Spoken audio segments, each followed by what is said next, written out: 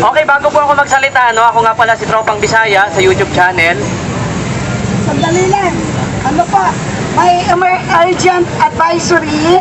Yung mga nakaupo po dyan, pagdating po ng alas 6, umaandar na po yung fountain. Baka po bigla kayong mabasa. Okay? Okay, let's go back to Tropang Bisaya! Sa mga... Okay. Sa mga nandito po ngayon, magandang gabi na bala sa isa. Gabi na. Okay, magandang gabi po sa inyong lahat, no? Actually, itong sasabihin ko ngayon sa inyo, importante talaga na mapakinggan yung mabuti. Dahil kasi, yung mga naninira ngayon, kay Inday Sara Duterte, Vice President, mga kasamahan namin dati yan. Okay, mga kasamahan namin dati yan sa Uniteam. Kaso nga lang, siyempre, yung iba naman nagsasabi sa akin, bro, pasensya na, trabaho lang. Diba? So, yung mga vlogger na yan na naninira ngayon kay Inday Sara Duterte, yung mga nag-organize kayo ng rally doon sa kabila sa Liwasang Bonifacio, mga sumuporta din yan noon kay dating Pangulong Rodrigo Duterte. Tama! Isipin mo ako to be honest sa akin lang ayaw kong sumama sa kanila. Dahil unang-una, hindi ko kayang batikusin, wala akong nakikitang dahilan para batikusin si former President Rodrigo Duterte. Hindi kasi kung usapang pera lang kung usapang pera lang, sumama na ako sa kanila Pero siyempre kami mga vlogger, ako kanya-kanya naman kami ng prinsipyo Yung iba gusto lang ng kumita sa pamagitan ng bayad, pero kami hindi ho.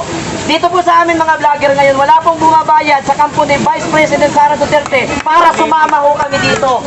Andito po kami para suportahan si Vice President Sara Duterte. Pangalawa, itong mga nag-organize kayo ng rally dyan, kaya po nang sinabi ko sa inyo, mga supporters po yan ni dating Pangulong Rodrigo Duterte. Sila din yung mga bumabanat doon sa mga makaliwa na ngayon yun yung ginagamit nila, Kuapak Duterte. Diba? So isipin niyo po yan mga kababayan. Kaya sabi ko nga, yung mga naniniwala dyan, sa mga nag-organize, sa mga vlogger na puro lang marites, lumabas po kayo. Kami po nagkakanyusobi po kami. Kasi hindi po kami nagpa-vlog, hindi po namin pinupuri si Sara Duterte dahil lang sa sarili lang namin kinisipan. Sa mga tao po, nagkakanyusobi po kami, nagtatanong po kami. Kaya sabi Moriones to bay, Moriones bay. Moriones. Mga vlogger, yung kwentong marites lang o yung nagkakanyusobi sa mga laylayan para malaman natin kung ano talaga ang sigaw ng taong bayan. Ano ang pulso ng bayan? Diba? Ano talaga yung pulso ng bayan? Kaya nga sabi ko sa amin, sa mga na-experience namin, Luzon, Visayas, Mindanao, sa mga kalyesobi po namin, kung ano yung kanila pong opinion sa mga kaganapan po ngayon. Unang-una, yung mga yung mga supporters ni former President Rodrigo Duterte, sabi ho nila, sana po tumakbo si Vice President Sara Duterte nung nakaraang eleksyon bilang Pangulo po ng Pilipinas. Pero dahil nga siyempre, si Senador Amy Marcos naman na nakiusap po kay Vice President Sara Duterte na maging katandem ni President Bongbong Marcos, na ang akala po natin, nag-expect po tayo na magkakaroon ng continuity ang Duterte administration. Pero ang nangyayari po sa ngayon, Duterte, mga dinudurogo nila. Diba? Ang Duterte, mga kababayan, ang sigaw po ng taong bayan, tingnan niyo po ito, si Vice President Sara Duterte. Ito yung pagre-resign ninyo, number 1 na most trusted na government official sa ating bansa. Laban yung utak, di ba? Laban yung utak. Number 1 yan, papag-resignin mo. Anong dahilan? Ibig sabihin, namumuliti ko lang namumuliti ka kayo. Di ba? Hindi nyo po madadala yung sambayan ng Pilipino sa kwentong marites nyo. Dahil ang totoo po, kahit hindi po kayo magbayad ng tao, magbayad ng vlogger, alam po ng taong bayan kung may ginagawa ang politiko. Kaya tingnan nyo po ang mga Duterte, simula pa noon kay former President Rodrigo Duterte, hanggang sa ngayon gusto po nila na Duterte talaga. Kasi sa totoo lang mga kababayan, marami po nagsisisi sa mga kandisobi po namin. Marami po talaga nagsisisi na hindi naging presidente si Sara Duterte ngayon. Nasasabi nga nila, dapat si Sara. Kasi laki ng expectation natin Nabudol tayo Nabudol tayo. Kasi ang akala talaga, siyempre ako mga kababayan, aminin ko sa inyo, isa din po ako sa sumuporta sa Uniteam. Dahil nandun si Vice President Sara Duterte.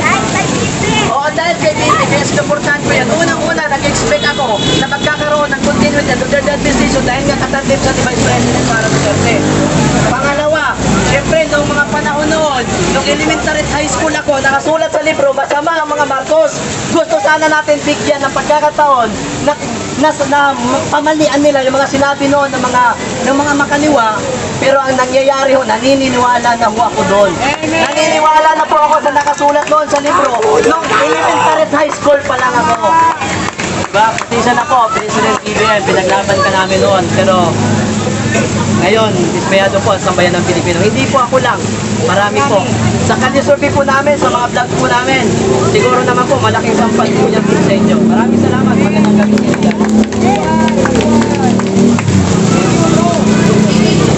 Like and share po tayo, like and share tayo mga kababayan, like and share po tayo. Like and share po, pa-like and share po mga kababayan. Yan, like and share po tayo.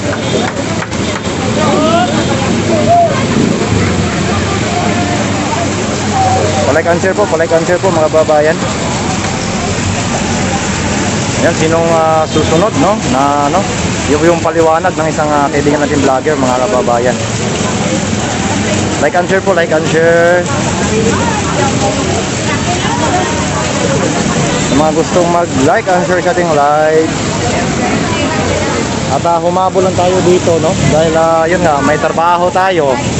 At least nakahabol pa tayo.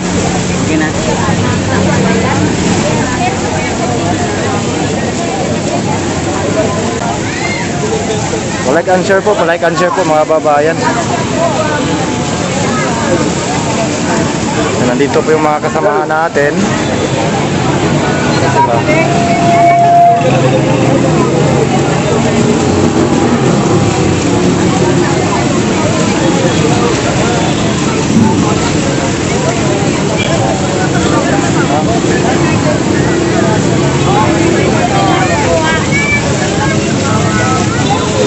Sir Orlando, magandang hapon.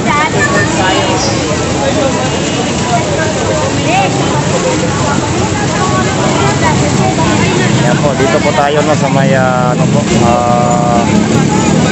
Moriones Plaza mga kababayan. Like and share po, like and share po mga kababayan, like and share po. Support BP Sara. Yan, gandang gabi po pan. Paggaling ko lang kay Sir Tiroy TV. Kakarating ko lang dito, galing kasi ako sa work. Kakarating ko lang dito. Diyan po, dito dyan. Kakarating ko lang dito, galing kasi ako sa work. Kasi nandito na ako kanina, bago pa mag-umpisa na, nandito na ako. Kaya lang tumawag yung kasama ko kasi may trabaho kasi ako eh. Nandito na ako kanina. Kaya may work kasi ako. Yan, umalis muna ako. Eh, hindi natuloy yung deliver ko eh.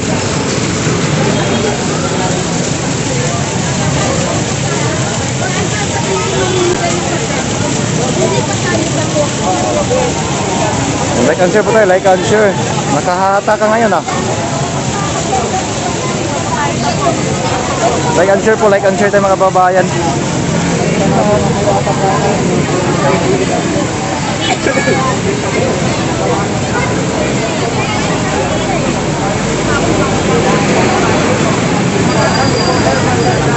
Like and share po tayo, like and share po tayo.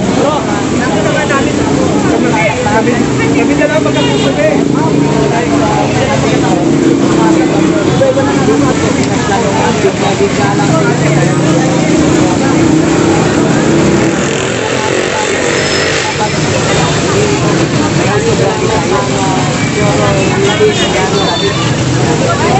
So, antabay lang tayo mga kababayan, antabay lang tayo.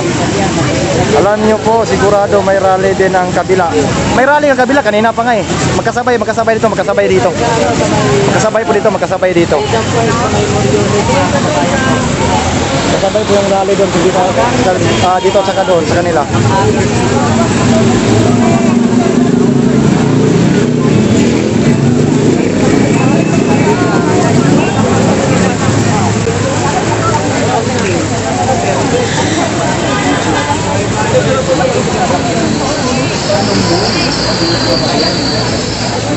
Like and share tayo. Ito ba yung sinasabi nila nilalangaw mga kababayan? Ito bang sinasabi nila? Ha? Ito ba yung sinasabi nila nilalangaw mga kababayan? Ito ba yung sinasabi?